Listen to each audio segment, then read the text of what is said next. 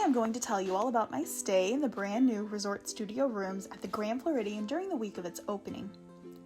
These resort studios opened to guests on Sunday, June 20th, 2022, which was our check-in day.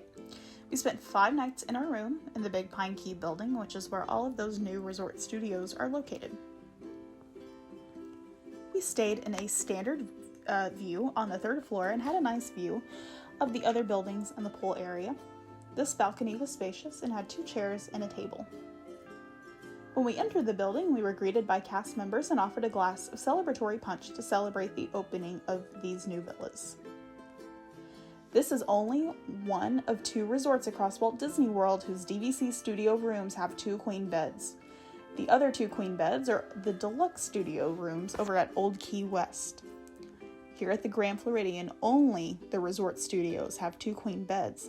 The deluxe studios here at Grand Floridian have 1 queen-size bed and a pull-out couch. So if that extra queen bed is something that you're really interested in, you're going to want to book the resort studio. The kitchenette area was a lot like the other DVC kitchenettes that I've seen, with the one big difference being that it is significantly smaller. I would say probably about half the size, maybe even more, of the other DVC kitchenettes that I've seen. It did have your beverage cooler, Keurig, paper plates, cups, utensils, things like that. About the 3rd day into our stay, housekeeping dropped a microwave off in front of our door, and it was later installed. Trash bins were also missing and later brought up. I think that was just because the resort was new and maybe they forgot to put some things in the room. We had a decent closet space. The 2 large closet doors opened to an area where you could hang clothes. The small closet door opened to shelving where you could store different items during your stay. In the bathroom, we had double sinks and plenty of counter space. The shampoo, conditioner, and body wash from the bathroom was not attached to the wall, so you could take it home with you. You could do whatever you wanted with it. I loved this building. Everything was so new and clean. The color palette was great. Everything was updated. It felt very Grand Floridian to me. I think the theming was spot on. It was Victorian without being outdated. They did a wonderful job with the detail and theming. The Mary Poppins touches were really nice, and it was a lot of fun to just look around the room and see how much that you could see what kind of theming that you could find. It was all over the pillows, the lampshade, the chandelier above the beds. It was great. The building is in a fantastic location. It is central to resort amenities. It's close to the main lobby, monorail station, bus station, pools, restaurants. The only thing it's a little far away from is the dock where you can take the boat over to Magic Kingdom.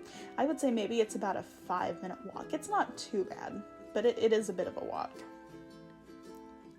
The pool that is over by Big Pine Key is not the main pool with the slide. However, it is still a spacious pool, and it was always very quiet and never crowded when I walked by.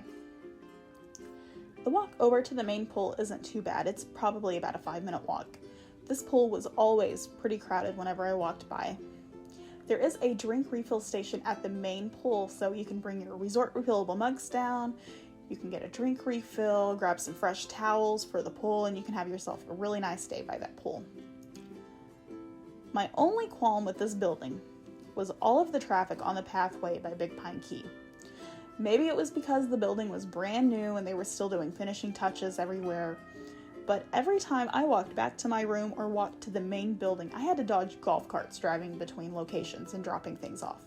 So that wasn't very fun. Maybe it's a little bit better now since the building's lost its newness, but that was my experience when I was there. Now, if you are thinking of staying at this resort or already have a stay booked, I do have some tips for you. First off, because this building is so centrally located, you're going to have an easier time parking at the main lobby than over by the villas. In the end, this is going to save your feet a lot of steps.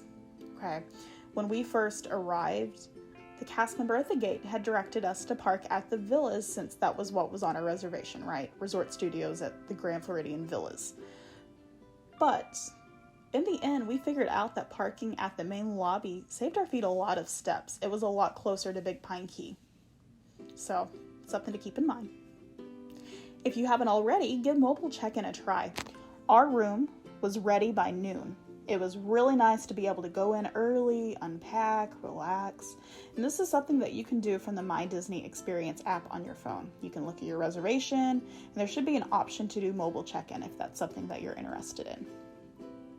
I really enjoyed my stay at the Grand Floridian. The newly renovated resort studios are wonderful, and I will definitely be back.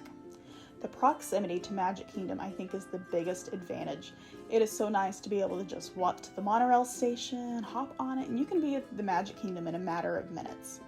It's a really wonderful experience. So what are your thoughts on the brand new DVC Resort Studios at Grand Floridian? Do you think it's worth it to stay there over the deluxe studios in the Villas building? I hope this video helped you with your next visit to Walt Disney World. Thank you so much for watching. Have a magical day.